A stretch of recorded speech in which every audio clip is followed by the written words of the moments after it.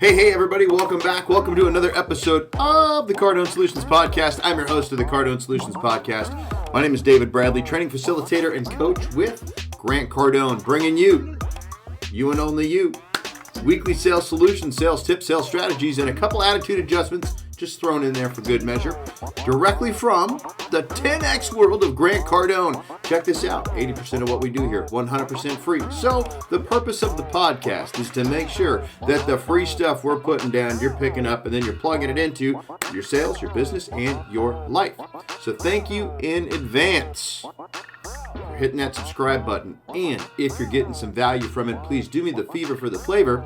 Share this sucker out into the cyberspace. Tweet it. Put it on the LinkedIn. Throw it up on the Facebook. Anywhere you like to spend time on social media, make sure you're pushing positivity into that space, right? Because there's plenty of negativity out there, right? So you might as well throw something good out that way, right? Okay. So today's episode, we're going to be talking about 3 things about closing you never thought of. In fact, 3 things about closing deals that you never thought of. But before we get into that, let's have a quick word from our sponsor.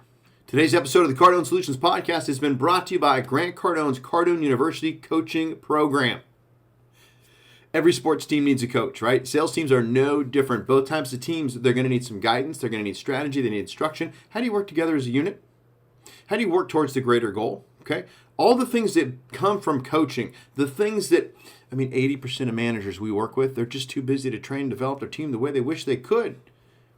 You're a business owner. You know you need coaching. You know your people need coaching. You don't have time for this, right? Okay? So the team over here, the sales team in Grant's office, we have literally helped thousands of business owners take individual members of their team, bring everybody together as a cohesive unit, and consequently start increasing production typically by as much as 60% in as little as 60 days, 90 days, 30 days sometimes. It depends on the company, but we've seen some huge spikes quickly. So if that sounds like the kind of performance you'd like to see in your business and from your team, we would love to do a short 15-minute free consultation with you to show you exactly how to plug coaching into your existing training, because you are doing some training, right? So how do we take what you're doing already and 10X it? Okay, so for that free consultation, head over to cardonesolutions.com/coaching. That's cardonesolutions.com/coaching. cardonesolutions.com/coaching. Get yourself on the calendar. Let's have a conversation. Now, on with the show. 3 things. 1, 2, 3. 3 things about closing deals you never thought of. I promise it, you've never thought of these things. And if you have, prove me wrong or right. Hit me up on the Twitter, at David R. Bradley. Okay? When you hear phrases like what?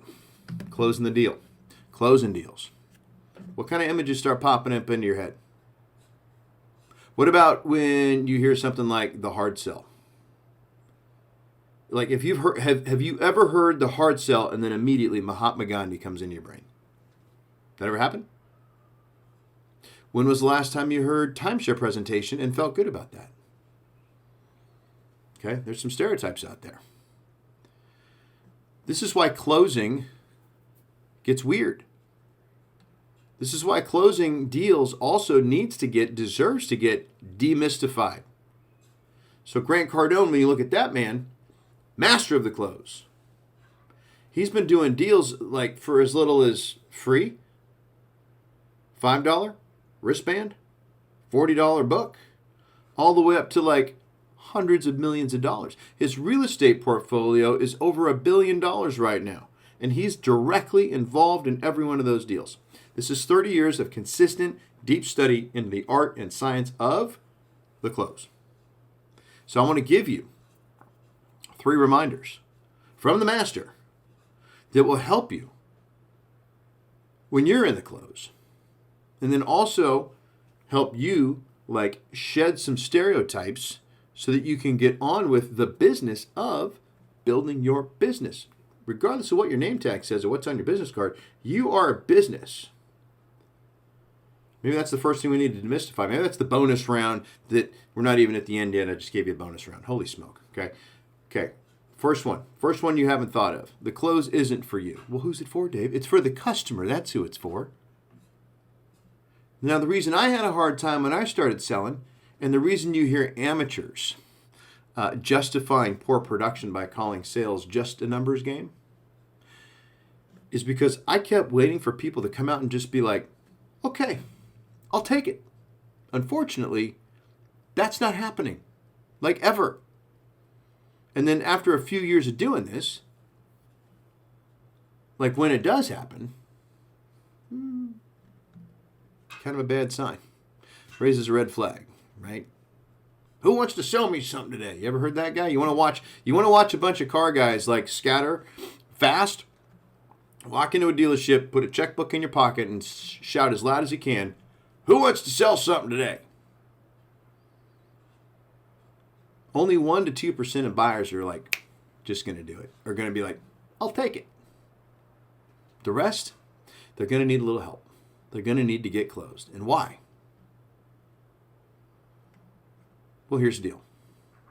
It's not because your price is too high. They know they want it. They know they need it. They know the time is right, and they are ready. They don't need to think about it, and they don't need their spouse to make a decision. People say this stuff because they're trying to hide the fact that they're probably afraid of making another mistake or another poor decision.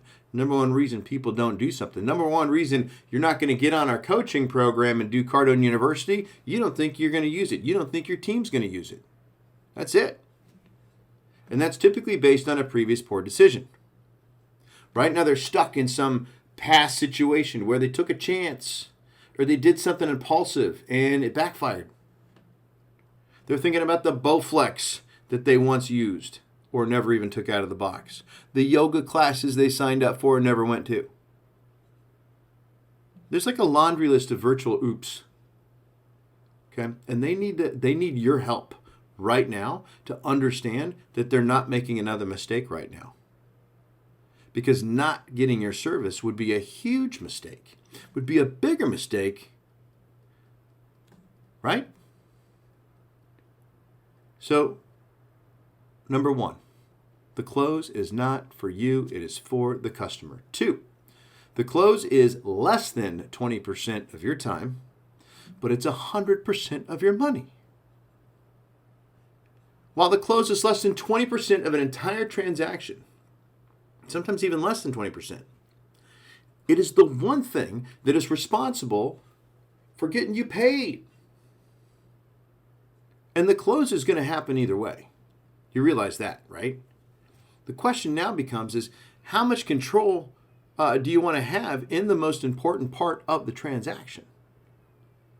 And when I say the close is happening either way, who's closing who? Who's getting closed right now? The close is happening either way means that it's either you closing them on your service or them closing you on why their fear of making a mistake is legit. Ben Affleck probably said it better in Boiler Room. Grant wrote a whole book on it called Sell or Be Sold. The number one reason a business fails, also in Sell or Be Sold, it's not being undercapitalized. The number one reason a business fails, even now, middle or tail end of COVID, about to go into some pretty crazy economic times, I think.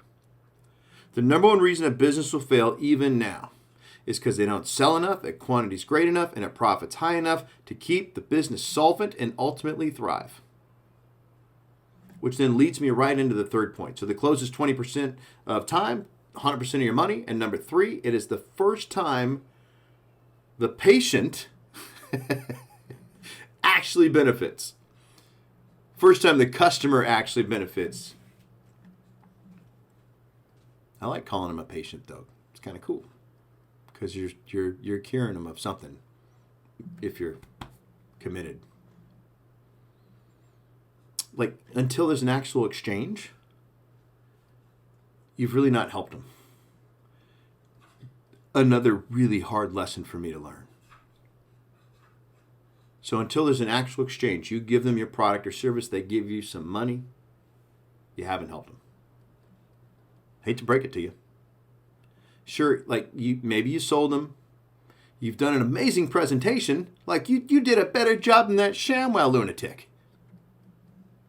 But no amount of value-added follow-up, no amount of sharing information, no amount of service actually helps them until they receive the product or the service, and they're using it, and they're winning with it.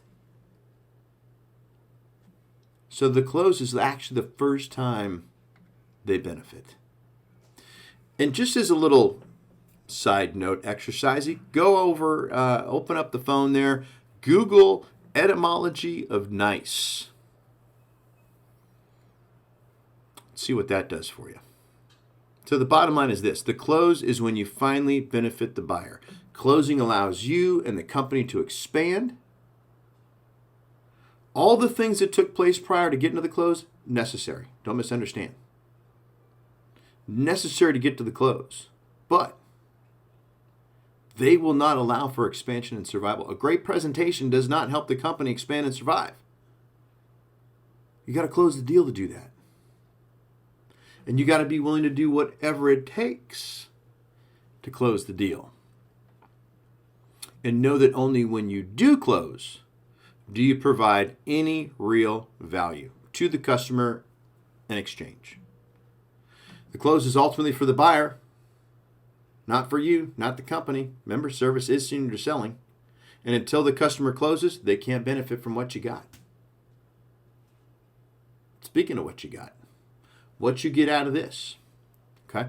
Grab a notepad, crack it open, write down 3 things you're going to do as a result. I'm going to let you make those decisions as a listener of the Cardone Solutions podcast.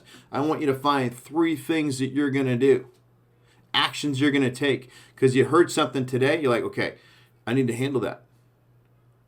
So is this the first time you've ever thought about the close being for them, not for you? Is this the first time you start wrapping your head around the close really represents my ability to get paid and take care of myself and feed my family? Is this the first time you're recognizing that this is when the customer finally benefits? It's when the benefits start. Okay, so what are you going to do about that? Pick 3 things. Tweet them out to me at David R. Bradley over on the Twitter. Let me know what you're going to do as a result of this. And this has been another exciting episode of the Cardone Solutions podcast. Thank you so much for listening. I can't wait to see what you're going to tweet me over on the Twitter about the 3 things you're going to do as a result of this. And if you'd like some more information about how we can help coach your team or you through becoming an even better closer so that you actually get to the 20% of time and get that 100% of your money, check us out at the coaching program. Okay, CardoneSolutions.com/coaching. That's CardoneSolutions.com/coaching. One more time for good measure, 3's a charm. CardoneSolutions.com/coaching. Pop on over there. Get on my calendar. Let's have a conversation about that. Let's see if we can help each other. See if we can partner up. Let's see if we can actually get an exchange and I can benefit you. Okay. So thanks again for listening. Appreciate you being here. Have an awesome rest of your week. I'm going to leave you with the words of Grant Cardone. Oh, holy smoke. Share this thing, right? Did you get something today out of it? Okay. Don't just tweet me, but share this sucker out so somebody benefits from it too. If you haven't subscribed, thanks in advance for doing that. And be great. That's how we're wrapping this one up. Be great because nothing else pays. See you soon.